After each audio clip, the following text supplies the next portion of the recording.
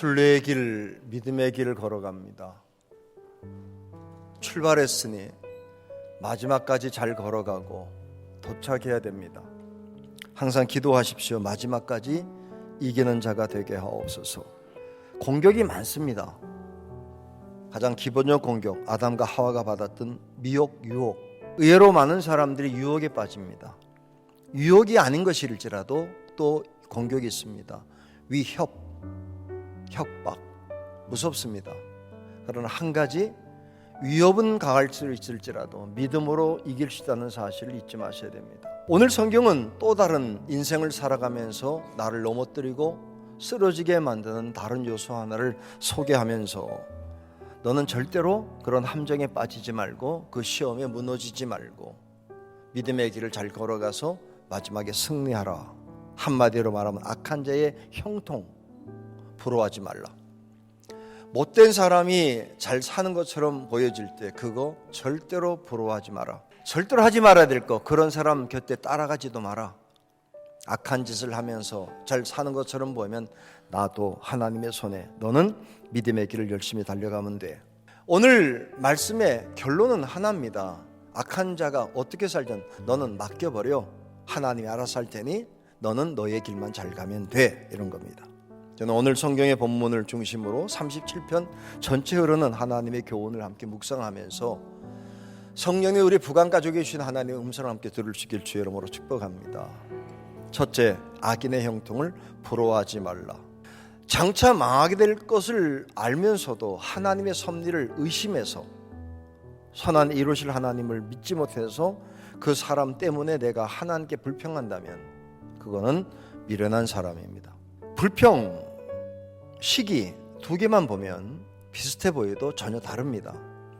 방향은 같아 보이는데 불평은 대상이 하나님입니다. 하나님, 어떻게 저런 인간이 저렇게 멀쩡히 살아갑니까? 시기는 그 사람을 보고 하는 겁니다.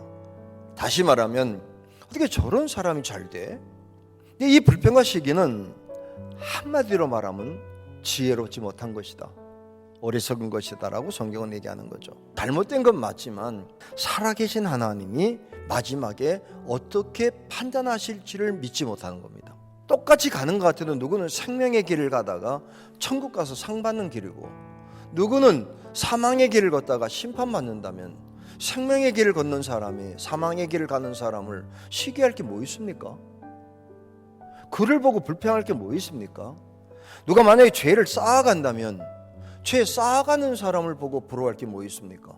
부러워하는 순간 마귀는 신납니다. 믿음을 흔들었기 때문에. 믿음 흔들리지 마십시오. 똑바로 보십시오. 이렇게 보시면 됩니다. 불쌍히 여기고 권면하면 됩니다. 악인의 일시적 형통을 부러워할 게 아닙니다. 불쌍하게 여겨야지. 의를 쌓아가고 상을 쌓아야 되는데 죄와 벌을 쌓는다면, 진짜 영안이 있으면 참 불쌍한 사람이네, 참 걱정이네, 저 사람 어떻게 고치지? 이렇게 나가야죠. 그리고 기회가 되면 그렇게 하지 마세요. 그런 길 가는 거 아닙니다라고 권면해야 됩니다.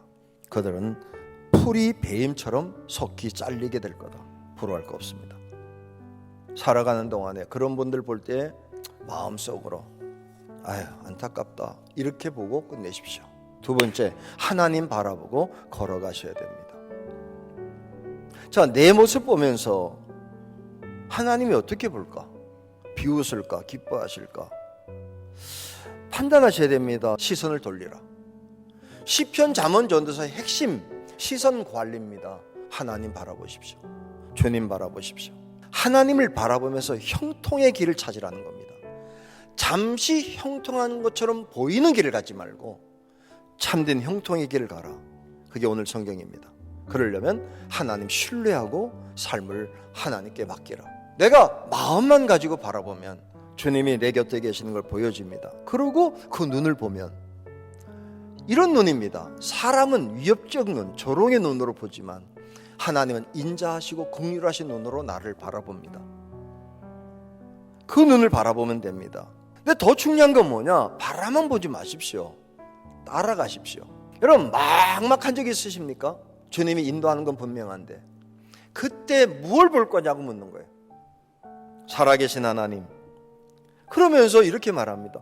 그 사람 바라볼 게 뭐여서 나를 바라보면 되지. 그리고 한마디 더 합니다. 바라만 보고 있지 마. 해. 불평하지 말고 선을 행해. 악한 사람이 악한 일을 행한다고 불평할 거라면 너는 선한 일을 해서 칭찬받는 사람 되면 될 거 아니야. 그 일 때문에 마음에 기쁨이 이를 게 뭐 있니? 항상 기뻐하면서 찬양하면 되지.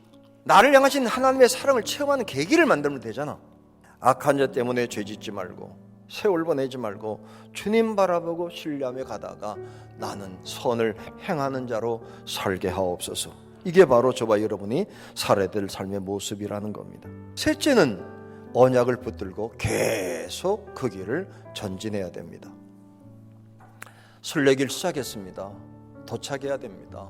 영적 전쟁에 참여했으면 승리자가 돼야 됩니다.